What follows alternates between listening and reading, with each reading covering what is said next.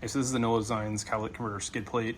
Had this on my truck for about 6 months. It's a 10 gauge stainless steel. It's held up really well. Obviously, prevent any sort of dents or dings to your catalytic converter. Helps protect the exhaust, and also prevents someone from being able to cut your catalytic converter off. Obviously, your exhaust runs right through here, with your catalytic converter sitting there in the middle. The only reason this is not currently on my 2023 Honda Pilot TrailSport, I installed the lodesigns 1.5 inch lift to my TrailSport a couple weeks ago, and after that noticed a ton of exhaust noise coming from like the vicinity of the catalytic converter, vicinity of this plate. Ended up taking the catalytic converter skid plate off on a hunch, and then the noise went away, like the exhaust noise went back to sounding normal. I contacted Ian from lodesigns, and he advised that there was actually a spacer kit that was mailed with the skid plates that I didn't receive, since I was one of the first guys to buy the original skid plate. So he was nice enough to mail this off to me. It's 3 10mm bolts and 6 spacers. So basically put the bolt through here, put 2 spacers on it, and then screw it in. So it should be pretty easy. Anyway, we'll go ahead and get this installed and see how it runs. Hey, so for this install, I would recommend putting your vehicle up on ramps if you got them.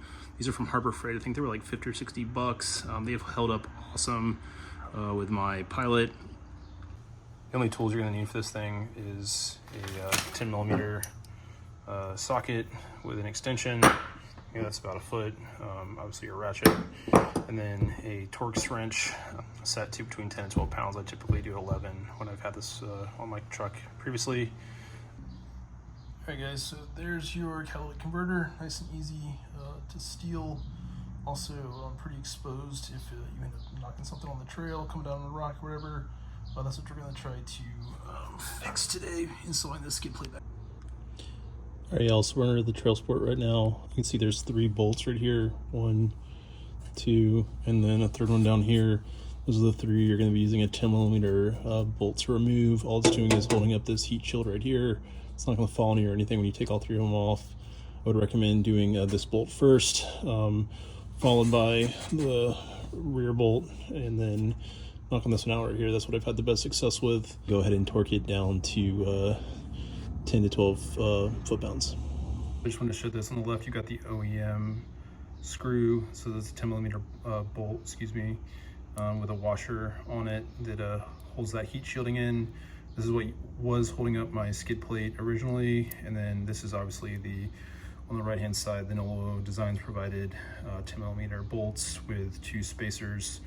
So a lot beefier setup. It's going to give you a lot more thread engagement once that's actually bolted up with the skid plate on it. So pretty good call on Ian. Let's get this thing done.